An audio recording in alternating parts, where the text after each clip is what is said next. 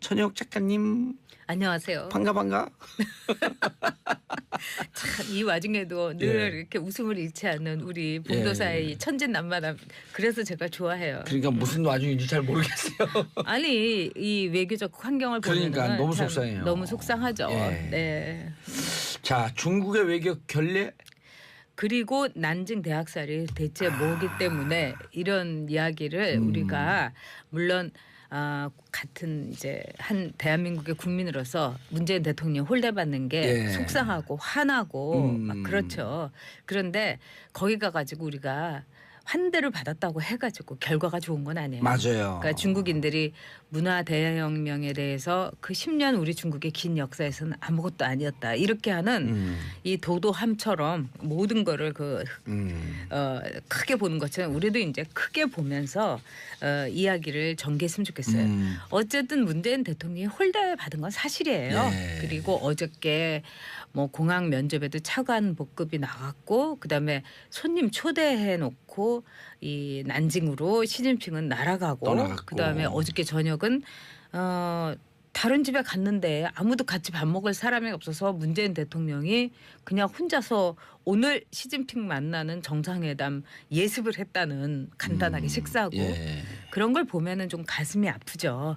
그리고 시진핑도 손님 초대해 놓고 뭐 냉장고에 있는 거 대충 꺼내 먹으세요. 뭐 이런 식으로 그냥 주인이 전화 하나 아니면 그 3M 테이프 딱 붙였다는 이런 거하고 똑같으니까요. 그러니까 그 중국의 초청으로 간 거 아니에요. 그렇죠. 네, 국빈 방문이에요. 그리고 예. 국빈 방문은 국빈 방문이면 정상적으로는 그렇죠. 장관이 나와야 되고. 그럼요. 그러니까 굉장한 결례인데 예. 근데 이제 한편에서는 이런 얘기도 해요. 왜 또 시기를 그렇게 일찍 잡아가지고 남의 집 제삿날에 왜 또 굳이 간다고 했느냐. 아, 난징 대학살. 네. 그래서 아. 그 기념일이 있는 날에 13일에 굳이 갈 필요가 있었느냐. 예. 그리고 올해 안에 할 필요가 있었느냐 하지만은 저는 문재인 대통령이 최선을 다하기 위해서 갔다고 생각을 합니다. 예. 왜냐하면 지금 상황이 정세가 너무 불안하니까. 워싱턴에서는 한국 전쟁 난다 뭐 이런 쪽으로 거의 왁작지껄 하고 이런 상황 속에서 대통령으로서 중국에 대해서 마지막 호소를 하기 위해서 이게 우리가 4대 강국에 이렇게 열강이. 네, 열강에 둘러싸이는 우리의 비극이지만 또 이것을 우리가 잘 넘기면은 바로 그런 위치가 우리에게 굉장한 플러스가 될 수도 있어요. 그렇죠. 그래서 우리가 침착하게 이런 상황을 봐야 되고 또 문재인 대통령을 비롯해서 우리 국민들이 이런 상황에서 뭐 환대를 받았다, 뭐 좋게 받았다 이런 걸 떠나가지고 제가 보기에는 냉정하게 이 상황을 봐야 된다고 봅니다. 아까 그 말씀을 딱 꽂히네요. 환대를 받았다고 한반도 정세 상황이 좋아지는 거 아니다. 그렇죠. 중국이란 나라가 잔뜩 해놓고 뒤통수 친 적이 뒤통수일 수도 굉장히 있고요. 많은 거고요. 예. 네. 그래서 이번에 이제 CCTV의 그 무례함 마치 그 앵카가 우리 문 대통령을 취조하듯이 겁박한 신문하듯이 거나 이렇게 마찬가지죠. 예. 게다가 편집은 진짜 악마의 편집을 했고요. 그래서 저도 화가 나고 이런 아나무인 또는 중국에 이 우리를 예전에 조공바치던 나라 취급하는 것에 저도 굉장히 화가 납니다. 그런데 이런 상황 속에서도 중국이 난징 대학살 80년의 중국 80주년을 맞은 중국의 분위기라는 것은 예.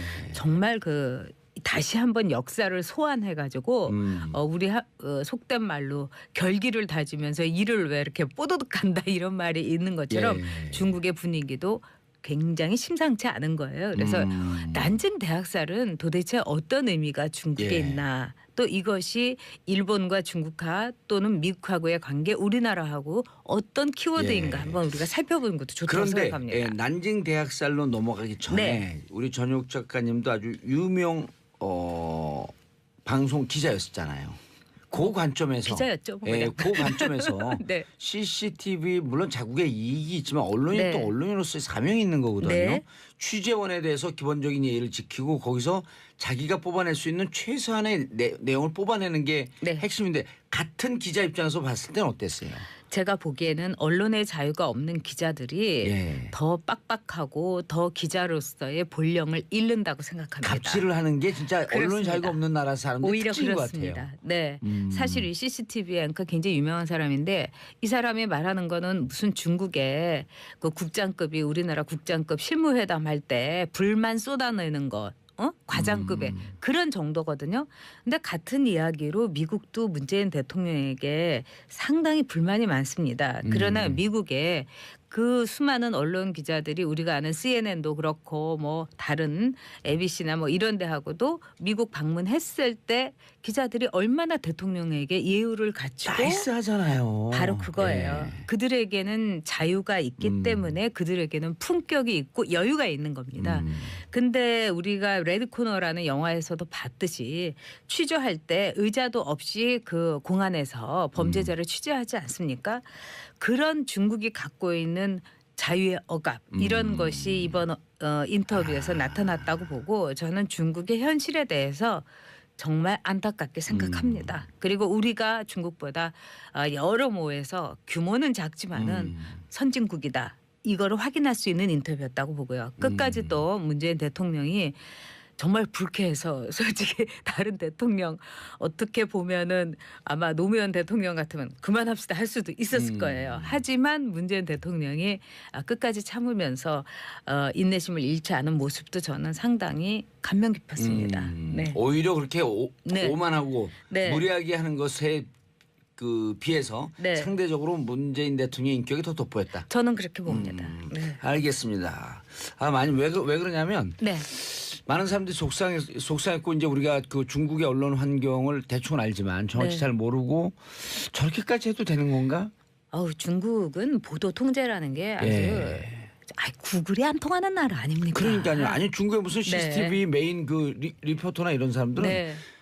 마치 공산당 무슨 고위 간부들이 하듯이 그렇게들 하는 걸 왕왕 봐요. 고위 간부들과 같은 비슷한 대우와 그런 명예와 부를 누리고 있고 예. 또 이제 이거는 뭐 제가 특정한 경우를 비난하는 건 아닙니다만 중국의 그 부패 예. 이런 상황을 보면은 부패에는 꼭 그 여성들하고의 그 부적절한 관계가 붙어가죠. 예. 고위 관리에 대상이 그 중국의 여성 앵커인 경우가 상당히 많았어요. 맞아요. 그런 보도가 그 왕왕 있어요. 물론 그것을 일반화시킬 수는 없지만. 그렇지만은 그게 우리나라나 또는 미국에서 가당 하긴 한 말입니까? 그럼요. 네. 있을 수가 없는 거죠. 자, 난징 대학살 어떤 내용인가요? 이 난징 타이틀 하는데 대학살은 내용을 우리가 잘 모르는데. 난징 대학살을 예. 우리나라에서 대학살이라고 이제 명명하죠. 예. 중국에서는 난징 도살이라고 얘기합니다. 그리고 다른 느낌으로 오네요. 일본에서는 뭐라고 얘기하냐? 난징 사건이라고 얘기합니다. 맞아요. 자, 일본이 난징 사건이라고 말하는 일본의 의도를 아마 금방 눈치채셨을 거예요. 우리 어렸을 때 교과서에 난징 사건으로 배웠던 것 같아요. 그러진 않았던 것 같은데. 그러진 않았어요? 네, 잘 공부 안 하셨나 봐요. 공부 안 했죠, 당연히. 대학생을 했어요. 저는 공부하는 건 아주 뭐 팩트니까 이건 치료합니다. 열심히 공부하잖아요, 요새도. 근데 이 일본은 난징 사건이라고 국제사회에서 이 명명을 하기 위해서 엄청난 국가 홍보비를 썼어요. 우리의 이 일본군 성노예라는 거를 종군 위안부라는 컴포트 우먼이라는 언어로 일본이 얘기하는 거하고 똑같이 말입니다. 그래서 일본은 이런 말까지도 뻔뻔스럽게 하고 있어요. 우리가 뭐가 그렇게 큰 죄를 졌냐. 응? 나치가 유태인 죽인 게 600만 명의 홀로코스트인데 우리 난징에서 22만 명밖에 죽이지 않았다. 근데 중국은 33만 명이라고 때를 쓰고 있다. 그렇게 얘기를 해요? 네. 제가 직접 들었어요. 그것도 오. 굉장히 합리적이라고 생각했던 일본의 자민당 그 국회의원한테 제가 듣고 나서 그 자리에서 제가 정말 열을 받아가지고 점잖게 몇 가지를 다 일러줬더니 이제 아무 말도 못하더라고요. 근데 이제 미국의 이 난징 그 도살, 난징 대학살이라는 건 어느 정도 일본이 이 당시에 1937년 12월에 이 난징 즉 중국의 수도인 난징을 점령을 하면서 일본의 학살, 일본의 광기 이게 그냥 아주 그냥 정점에 이르렀던 겁니다. 그래서 당시에 일본의 마이니치 신문의 전신인 마이니치 니찌니찌 신문에서는 어떤 기사가 실렸었냐면은 이 무카이하고 노다라는 일본 군인들이 얼마나 사람을 빠른 시간 안에 100명을 죽일 수 있느냐, 참수를 할 수 있느냐 이걸 가지고 내기를 한 참수 배틀에 대한 기사가 나와요. 그래서 누가 100명의 목을 빨리 치나 초기록이 달성됐다. 106명과 105명. 이게 실화냐고 물으실 텐데 실화입니다. 그게 또 신문에 나와요? 나왔어요. 예. 이 정도로 그래서 이제 미국의 언론들은 뭐라고 하냐면 인류의 역사에서 가장 끔찍한 사건 중에 난징 대학살이 들어갈 것이다. 이렇게 얘기하고 그 당시에 난징이 정말 길바닥이 피로 뒤덮였다 이런 말이 있습니다. 그래서 예. 중국인들에게 이거는 엄청난 큰 이 상처예요. 근데 이 난징 대학살을 미국에서는 뭐라고 표현을 하냐면은 난징의 레이프, 난징의 강간이다 이렇게 얘기를 합니다. 이 레이프라는 게 예. 이제 성폭행이라고 우리가 언론에서 순화하지만 강간이라는 강간이죠. 커다란 강간이죠. 이 틀에서도 얘기를 하지만 중요한 건 뭐냐면 이 모든 학살 이거는 최정점이 강간이에요. 사실은 전쟁이 일어나면은 가장 피해를 보는 것은 여성입니다. 그리고 일부러 집단 강간도 하죠. 그래야지 공포를 확산시키면서 공포감 때문에 지배할 수 그렇죠. 있다는. 그래서 종군 일본군 성노예라는 것이 일본의 국가에 의한 집단 강간인 겁니다. 우리가 절대로 잊어서는 안 되는 거예요. 그런데 이 당시에 이 레이프라고 난징의 레이프라는 말을 미국인들에게 아주 각인시킨 용감한 여성이 있었어요. 이 여성은 1997년에 난징 강간 즉 제2차 세계대전의 대학살 대참상이라는 책을 썼어요. 이 여성이 아이리스 창이라는 여성이에요. 예. 이 여성은 이제 미국에 이민 온 대만계 중국인이었습니다. 그래서 미국에서 교육받고 하다가 정말 저널리즘을 전공하다가 이 진실을 일본이 그동안 돈과 그 인력을 통해 가지고 덮었던 이 진실을 발견하고 미국인들에게 알리기 위해서 목숨을 걸고 이 책을 썼어요. 이 책이 뉴욕타임스에서 거의 석 달 넘게 베스트셀러였고 당시에 영부인이었던 히러리가 이 백악관으로 아이리스 장을 초대해 가지고 얘기를 들었어요. 일본이 이때 뒤집어 엎어졌었습니다. 네, 그리고 막 항의하고 난리가 났었죠. 근데 여기에서 아이리스 장은 왜 사람이 이렇게 왜 굉장히 젊은 여성이었고 30대 초반에 그러니까 너무나 기가 막힌 거를 이 인터뷰를 하면서 다 적다 보니까 그게 이제 내재화돼서 이 여성이 신경쇠약에 걸리게 된 거예요. 왜냐하면은 너무 끔찍한 얘기를 저도 이제 그러니까 중국에서도 그렇고 한국의 그 일본군 성노예 할머니들을 만나서 그 얘기를 들으면은 정말 그날 잠이 안 오는 거예요. 예. 그래서 신경쇠약에 걸렸고 또 두 번째는 일본의 이른바 우익들이 예. 이 아리스 창을 뭐 죽이겠다 어떻게 하겠다 남편을 어떻게 하겠다 엄청난 협박의 블랙메일을 보낸 거예요. 그래가지고 신경쇠약이 도져가지고 결국은 자살했어요. 우울증이 심하게 그렇죠. 왔었겠네요. 자동차 안에서 이렇게 권총으로 자살했는데 참 이 모든 것이 비극이죠. 그래서 이 과정을 이렇게 볼 때 일본이란 나라가 갖고 있는 도덕성 예. 이거는 전후에 이 철저한 자기 반성을 했던 독일하고 너무 정반대인 거고요. 그래서 이 난징 대학살이 올해로 80주년이기 때문에 예. 이 점에 있어서 이제 시진핑이 거기 안 가도 되는데 갔다 하는데 저는 갔어야 된다고 갔어야 보고 되는 거죠. 그리고 우리가 한 자기 14일쯤 갔으면은 우리 대통령이 이러면 되지 않았을까 이런 생각은 들고 그러나 중국은 어떤 경우든지 이 사드 문제에 대해서 안갚음 비슷한 이 대국인데 정말 뒤끝 장렬입니다. 그래서 이 점에 대해서는 우리가 감내를 하면서 점잖게 설득해야 되고 아마도 시진핑이 그래도 우리 문 대통령한테 좀 미안하게는 생각하지 않을까요?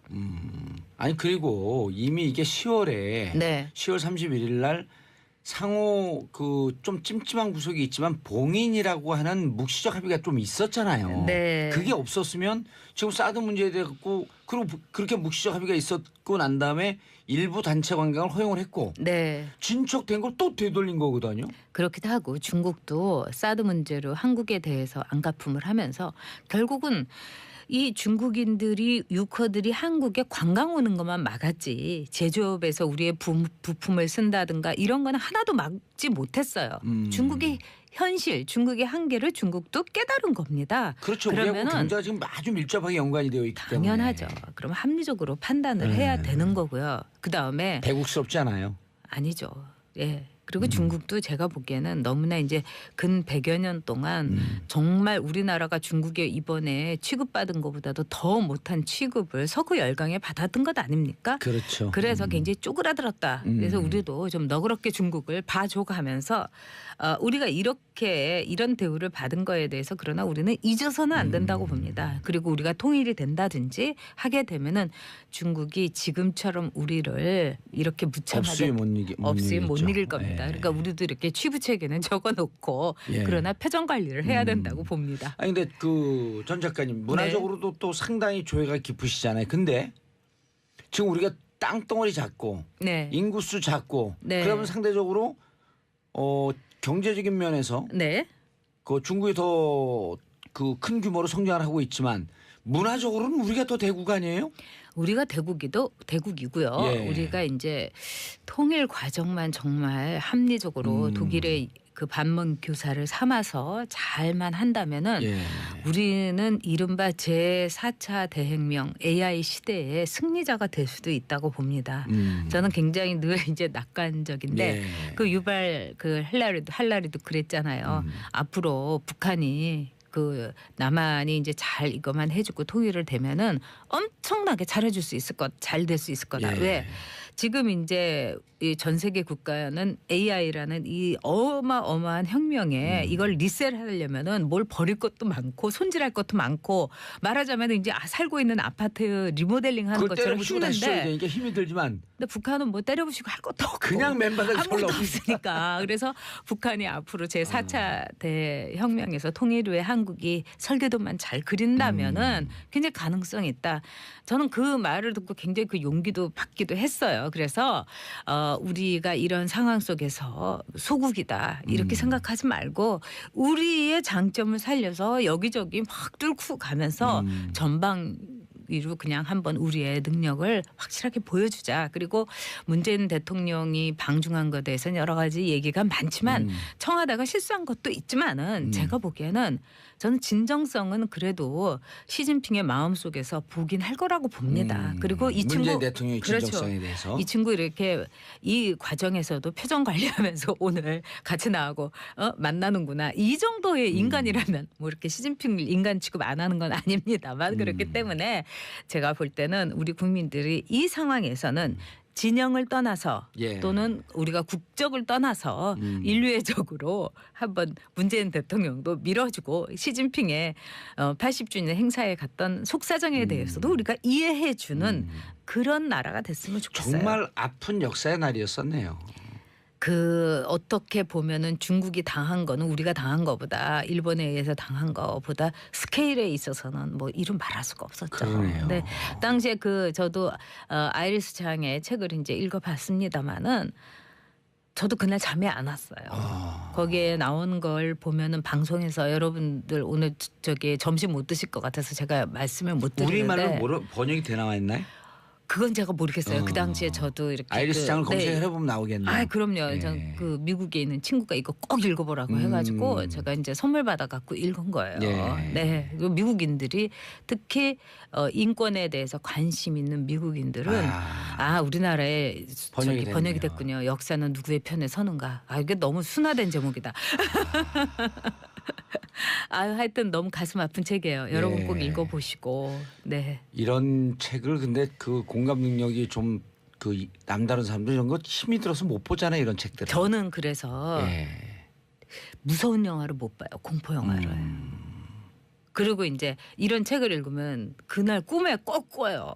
네, 그래서 제가 이런 책은 오전에 읽는다든지 뭐 그렇게 하고 있어요. 네.